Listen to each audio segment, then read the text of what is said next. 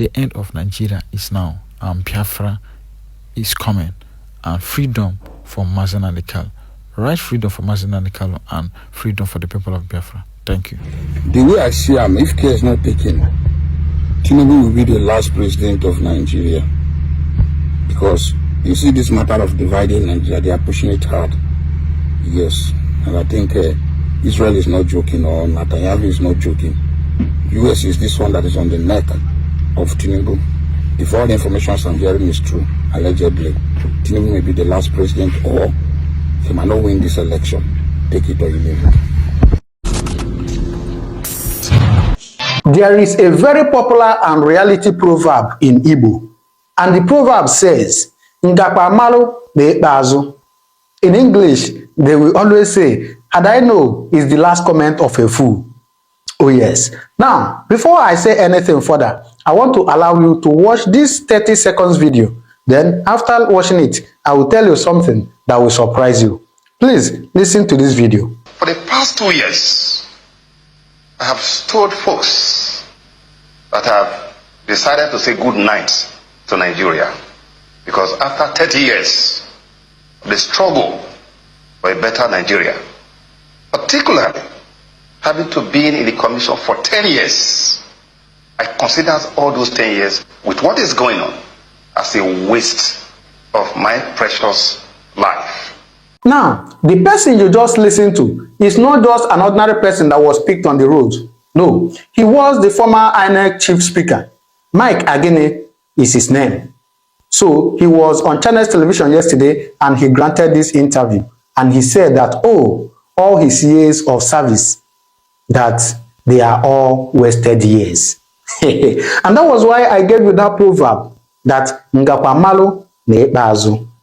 Now, from what he said, he also said that, okay, let's start from here. For the past 2 years, I have told folks that I have decided to say good night to Nigeria. For those of you that are English teachers, you will bear with me that in some context where good night is used, it is signaling the end of something. For English teachers to understand that, and that is why, you know, most especially in the southeast part of Nigeria, when they are doing burial, you know, we bring those t-shirts that we used to, you know, give our brothers and sisters. We write at the back, good night, mama, or good night, daddy, or good night, brother.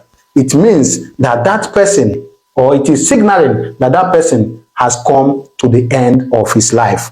So Mike again is saying good night to Nigeria. The second thing he said is, because after 30 years, the struggle for a better Nigeria, with what is going on, I consider those years a waste of my precious life. A waste of my precious life. Somebody who has served and worked for Nigeria is saying that he's regretting that all those years were all waste. Now, I want to ask you now, do you want your life to be a waste? I don't know how many of you saw what happened in the National Assembly yesterday. Did you? Let me show you a bit of it.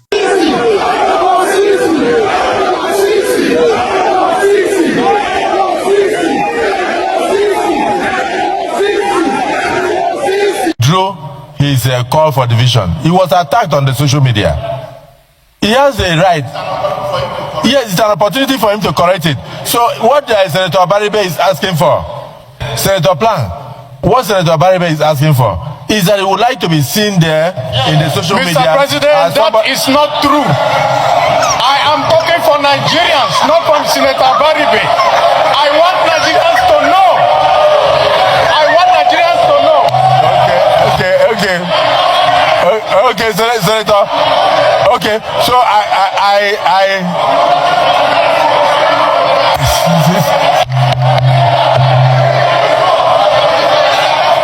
Senator Baribe.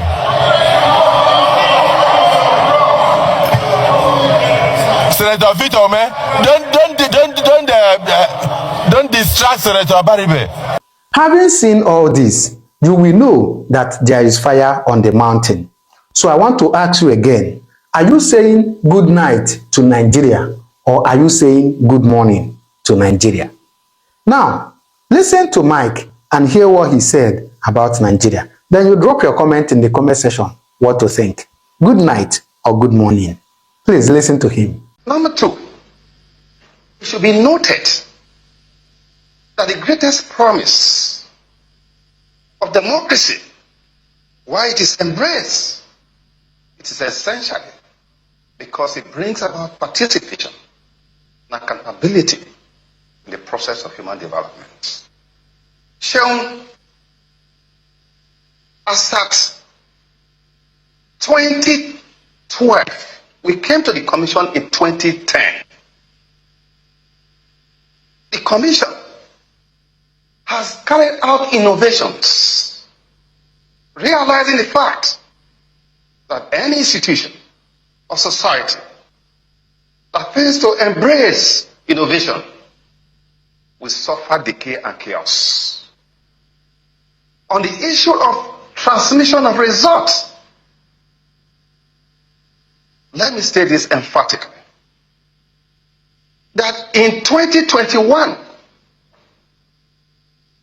the Independent National Electoral Commission, where I served for 10 years, that I consider as wasted years of my own legal practice, the commission issued a comprehensive statement, just as what is going on today, this debate. INEC is absent in this debate. INEC is isolated. It is INEC that conducts election. Whether there is capacity, whether INEC is ready, whether there are infrastructure to support e-transmission, the commission is expected to speak. And indeed, INEC has spoken before. This is not a first.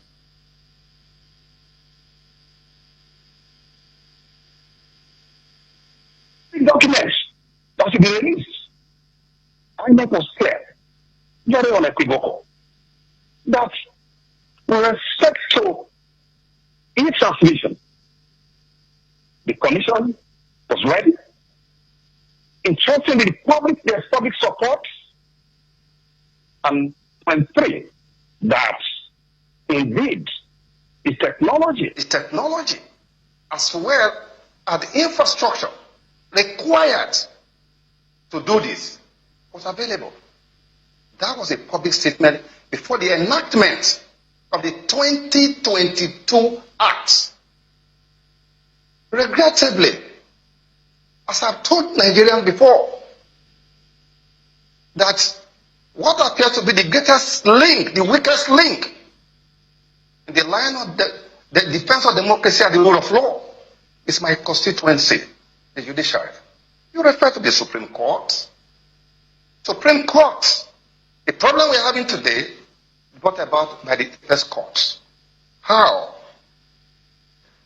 Since 1979 up to 2015, or 2007 precisely, and 2011, the apex court had always made the point clear.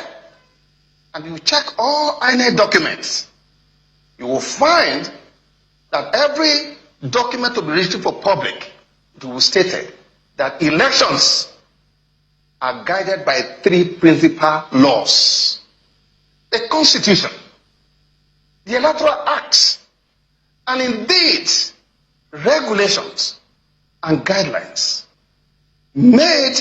issued by INEC. These are the three governing laws. All these laws, they have the force of law that must be implemented fully, fairly, and impartially. With respect to the judgment of the Supreme Court, it's shocking that after all the historical judgment by the apex court, that because regulations and guidelines issued by INEC, they are made pursuant to the Constitution and indeed the Electoral Act, they have the force of law. They are subsidiary legislation. Because if you go to the first alteration of the constitution that was brought about by the Jonathan regime, who, when it came to office, because of its votary for credible election, when its attention was drawn to section 160, as it was then, with respect to executive bodies set up under section 153 of the Constitution, it subjected INEC to the direction and control of the president at the federal level and at the state level with respect to SIEC. When that was brought to Jonathan's attention, they wanted freedom for the umpire. That led to the first alteration. And in that alteration, Nigerians should go and read it.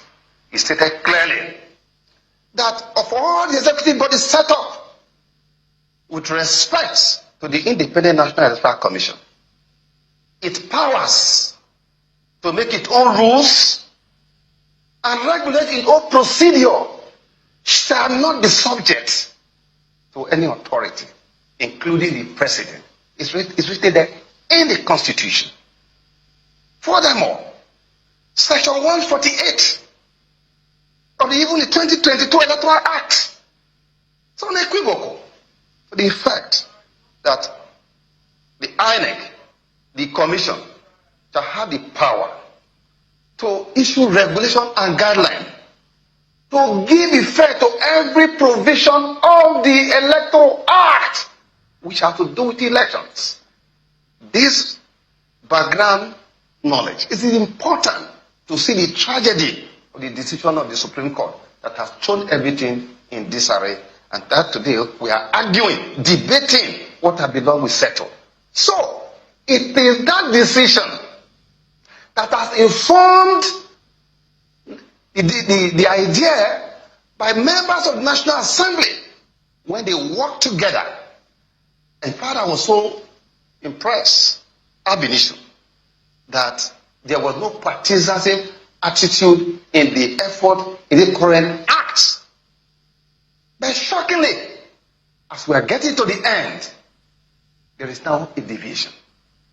Because they now wanted to ensure that the innovation that are put in, that have been developed to address historical challenges of election service delivery in the country should now be reflected in the Electoral Act. Let me bolt in quickly, Mr. Agini.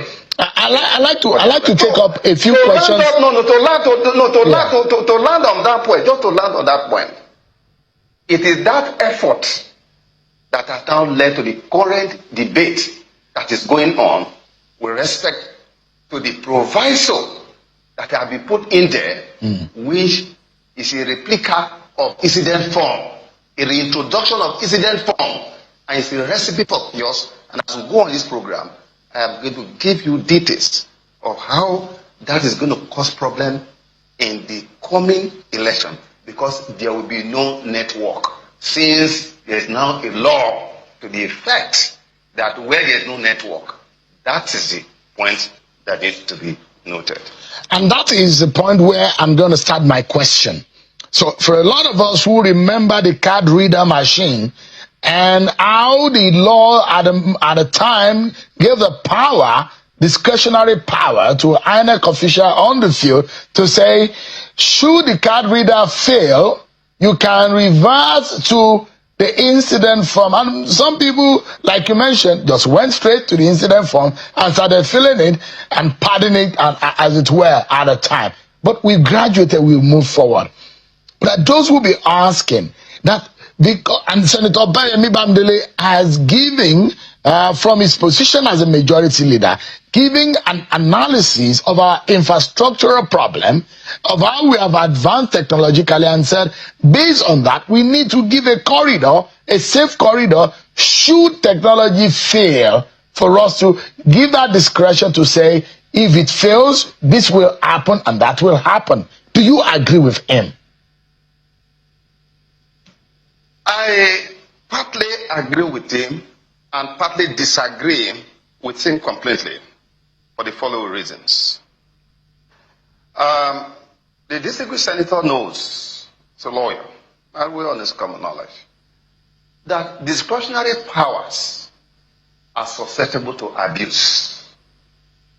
And as I speak to Nigerians tonight, I speak as someone who had field experience, who collectively with my colleagues carried out pilots across the Federal Republic of Nigeria. And I've sent you some data to show, and I'm going to give more information on this, that we first and foremost identify election rigging provision in our laws. It took us 20 years for the National Assembly to accept to repeal those laws.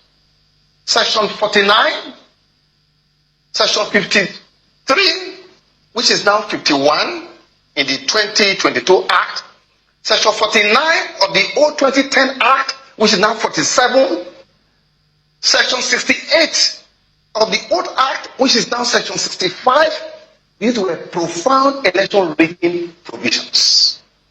Specifically, with respect to Section 49, it stated that was in fact the rigging provision that political elite sustained for 20 years, despite all our effort to appeal that it should be repealed. It simply stated that a voter who approaches a presiding officer where he registered upon presentation of his voter's card, if the presiding officer is satisfied, that is language, he will issue him or her a ballot paper. Because of that, politicians started buying voters' cards. All you require to do, compromise the presiding officer. After all, what satisfies him? It could have been the money that they are giving to him that will satisfy him. There was no objective means to identify a voter because the credibility of election in a democracy of one person, one vote, one person should not have multiple votes. It was when we came on board that we decided to sanitize. When we discovered that the legislature was reluctant to do so, because first, you must understand that if those who are to make are going to be regulated by laws are the ones to make law, two things will happen. There will be statute capture and there will be statute sabotage. And I will give you details of statute sabotage. But with respect to this, it was against that background that we now, under the Jega leadership, we now introduce, first, recall that in 2011, we had to do separate accreditation, separate voting to deal with that section 49 that was the rigging, so that we could know who actually the voters. That was in 2011. Now, because we came in a very short period, by 2015, we now decided to have the innovation of the card reader.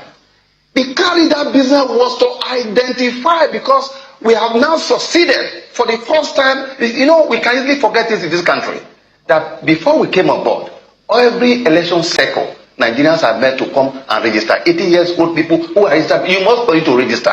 But we succeeded in the 4 tracks of the EDS system, which we did what we call the biometric registration of Nigerians successfully. With the biometric registration of Nigerians, we now introduce what we call the card reader as an identifier to identify, confirm, and authenticate. Now, when we now realize that people were having fingerprint issue, we now decided that how could you see a Nigerian, a citizen who has come before a presiding officer? You could see the name on the register of voter. But the only challenge was that we are not able to confirm. Of course, on the card reader, you could see his picture, but you cannot confirm his biometric. We now decided that, look, you know what? There should be what we call a special form to show so that you can enter that special form, which is a discretion given to the presiding officer. Shaun, do you know what happened? In that card reader, we had an application because for inclusive electoral process, we took into account people who have lost their fingers, thumbprint. So there was an application in the card reader to take into account people like that. Do you know that in many places, the card reader was shut down? In most villages, they no longer have fingers anymore. A whole village, all fingers gone. They were now using that application, using incident form. That was what happened. Nigeria, have you forgotten the problem of incident form in Nigeria?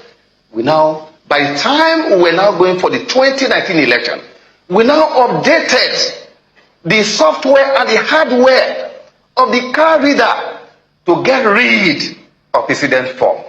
That was what we did. Now, coming to the issue about transmission, which is now the discretion given to a presiding officer, let me give you a big background information to address the one aspect of the distinguished senator's statements about infrastructure.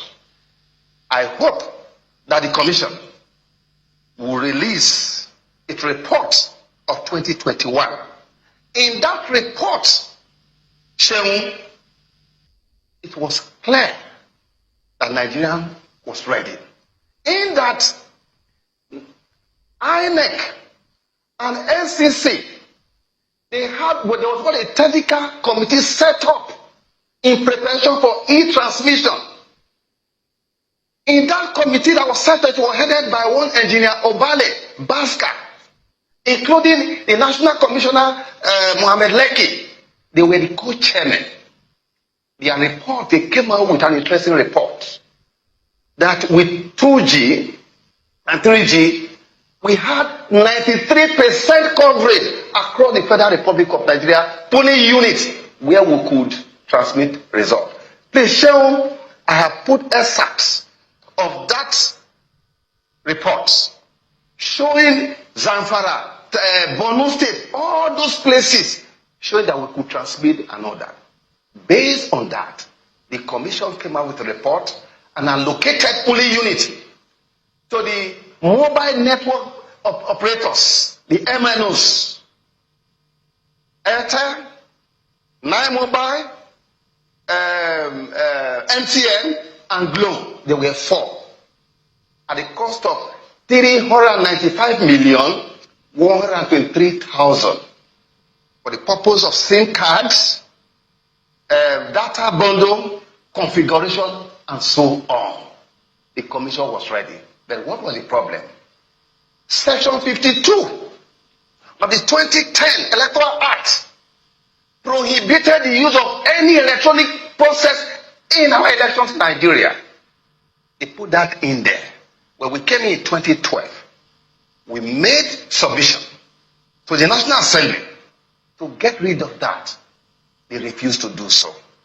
And that is why I've always made a point that any society that fails to embrace innovations will face chaos and decay. Now, they refused to do that. Because of that, INEC had to find a way around it with scattered innovation. As a matter of fact, let me inform here that with respect to e-transmission, it may interest Nigeria to know that when I was the commissioner in Cross River State, the first pioneer pilot that was carried out was led by Chidi Uwanfo, that cerebral engineer in INEC, with his team of brilliant INEC engineers in the office under Jega. They came to Cross River State, where we conducted Governor Lie Imoke's second term election. I sat in my office where I'm seated here. There was a dashboard, not even I read, there was a dashboard put in place in the 18 local government of Cross River State. From the ward level, using laptops, working with the telcos. Results were coming in, it was amazing. I was seeing the result, everybody was seeing the result. That led to our initiation of the big hall that we built in the INEC office across River, so that could be going on. Mr. Igini, just quickly, because of time. We refer to infrastructure. So refer to infrastructure. Yeah. For infrastructure, infrastructure is there 93 after 2018. We are already ready for that. And INEC, in his concluding statement in that report, said that look, where we are ready. Led to us, our preference is for e-transmission. To put a proviso of this nature, having regard to our experience, that where there is no network, I bet you there will be no network in many places. So, Mr. Igini, because I cannot be in a polling unit with a presiding officer. Nigeria cannot be a polling unit with a presiding officer where they can open their phone, they can see network, and the presiding officer says there's no network. That is going to be a problem. In any case, the beavers is configured both to operate online and offline. You must upload it. If there's no network within the immediate vicinity, and when you get to the next stage, it's going to hit the island. Tinubu, where are you? As your people are slaughtered in the night, as you sit in Aso Rock and you do absolutely nothing, you allow your people to be killed again and again and again and again. When will it stop? When will you hear the cries of Nigerians, of Christians? You can no longer deny genocide. They're being slaughtered. And you say there's no issue. You will regret what you are doing. With wetin dey go on and with wetin you don hear now, wetin you think about the movement of Biafra and how Nigeria dey take go? Una think say we go still dey during that election period? Drop your thoughts at the comment section. And with wetin dey go on in Nigeria now, what do you think? Drop your thoughts at the comment section. Me, I'm not really proud of the way the country is going, because that's the reason why Mazen Dikalo dey talk say let's get our own country and then do things in a rightful way. Everything about Nigeria, they know the full rule of law. That's why, in fact, I'm not going to just talk much. I'm not going to just want to talk much. Drop your opinion at the comment section. A lot really go on for this country. It's a shameful thing that we find ourselves in this type of situation where we say law go they talk something. The main people will be say where they rule us go they do another thing. They do another different thing. Just because of their own selfish interest and to siphon money. How do we say they want the betterment of the citizens? All these things will be say electoral reform. How long does it take them? Now Nigerians youths or Nigeria people will be say they blame. Will be say anything where they talk, they go just follow on like that. Anything where they talk, they just swallow on like that. So I don't tire. I'm just really fed up. Just make they just divide this country. Make everybody just go. Manage in resources. Be like other countries. Other countries will they crave to be like other countries. In fact, if they get Biafra now that time we be say Nigeria go no say look at how country supposed to be. I'm not going to talk much. Share your opinion at the comment section. Don't forget to click the subscribe button for more updates.